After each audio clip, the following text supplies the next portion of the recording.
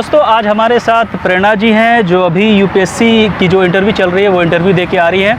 प्रेरणा जी, सबसे पहले आपका कॉन्ग्रेचुलेशन इस बात के लिए आपने प्रीलिम्स निकाली, उसके बाद मेंस क्लियर किया, now you have gone through just with interview. और आप अपनी एक्सपीरियंस बताइए, जो इंटरव्यू आप दे के आ रही हैं, तो इंटरव्यू कैसा रहा आपका पहले? सबसे पहले तो थैंक यू सर। मेरा इंटरव्यू ठीक था। मेरा इंटरव्यू पैनल था वो अजीत भोसले सर के बोर्ड में था। अच्छा। तो उन्होंने काफ़ी डाइवर्स क्वेश्चन पूछे, बेसिकली तो डैप से रिलेटेड ही पूछे, मेरे प्लेस से और ऑप्शनल से। तो अब ये अक्सर देखा जा रहा है कि डैप से जो है काफ़ी क्वेश्चन पूछे जाते हैं, स्पेशली अगर इंटरव्यू की बात करें तो अगर कोई नया एस्पिरेंट है जो अभी प्रिपरेशन कर रहा है यूपीएससी की, तो इंटरव्यू पॉइंट ऑफ व्यू से डैप के लिए क्या उसको तैयारी करनी चाहिए? डैप में जो भी प्लेसेस मेंशन्ड हैं उनके बारे में अच्छे से पढ़ लेना चाहिए। अच्छा। जैसे जो भी ऑप्शनल है उसके बारे में अच्छे से पढ़ लेना चाहिए, और जो ग्रेजुएशन का सब्जेक्ट है ये सब अच्छे से प्रिपेयर करने चाहिए। और उसके अलावा करंट अफेयर्स। मैम, आपके ऑप्शनल पेपर क्या थे? फिलॉसफी। बहुत कम ऐसे स्टूडेंट होते हैं जिनके ऑप्शन फिलॉसफी होते हैं। फिलॉसफी क्यों लिया आपने? मेरा इंटरेस्ट था फिलॉसफी में। अच्छा। और क्योंकि मेरा ग्रेजुएशन तो कंप्यूटर साइंस में था, वो अच्छा। तो यूपीएससी के ऑप्शन लिस्ट में नहीं था। और फिलॉसफी का सिलेबस मुझे इंटरेस्टिंग भी लगा। सिलेबस भी काफ़ी छोटा है तो उसको इजीली अच्छा। कवर कर सकते हैं। सो ये आपका पहला अटैम्प्ट था कि ये जो इंटरव्यू आपकी है ये क्या अटैम्प्ट था ये? इंटरव्यू में मेरा फर्स्ट अटैम्प्ट था और वैसे ओवरऑल सेकंड अटैम्प्ट था। अभी मैम 10 अक्टूबर को प्रीलिम्स होने हैं बच्चों के, because you have already gone through prelims mains and now you are in interview. तो वैसे बच्चे अब 2 महीने बचे हैं, तो उन स्टूडेंट के लिए, उन एस्पिरेंट्स के लिए जो इस बार प्रीलिम्स देने वाले हैं 10 अक्टूबर को, उनके लिए आपकी तरफ से क्या टिप्स होगी, स्ट्रेटेजी फॉर लास्ट 2 मंथ्स के लिए? क्या उस किस तरह से तैयारी करें ताकि प्रीलिम्स उनकी अच्छी जाए? मैक्सिमम जितने पेपर्स हो सकते हैं जो उतने पेपर्स लगाइए प्रीलिम्स के लिए। तो मैं कहूँगी कि एटलीस्ट 60 पेपर्स लगाइए डिफरेंट कोचिंग्स के। और इसके अलावा करंट अफेयर्स है उन पे अपनी अच्छी स्ट्रॉन्ग होल्ड करें। अच्छा मैम, आपने इंटरव्यू दिया अभी, तो इसकी इंटरव्यू की भी आपने प्रिपरेशन की होगी? जी। तो इसकी प्रिपरेशन कैसे की थी? क्या क्या स्ट्रेटेजी थी आपकी? आपने प्रिपरेशन इंटरव्यू के लिए क्या किया था?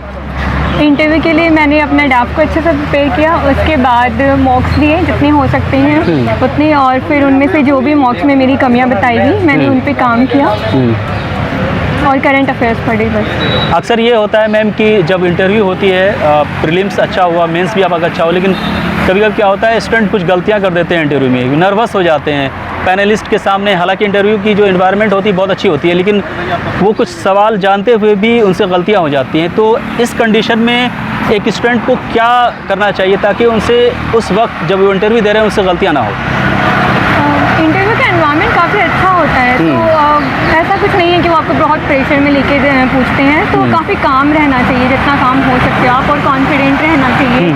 डैप अच्छे से प्रिपेयर है तो फिर कोई टेंशन करने की ज़रूरत ही नहीं है। ऐसे और ऐसे वैसे कोई कॉन्ट्रोवर्शियल इश्यूज़ पे वो क्वेश्चन नहीं पूछते तो आपकी इंटरव्यू कितने देर तक चली थी यहाँ पे?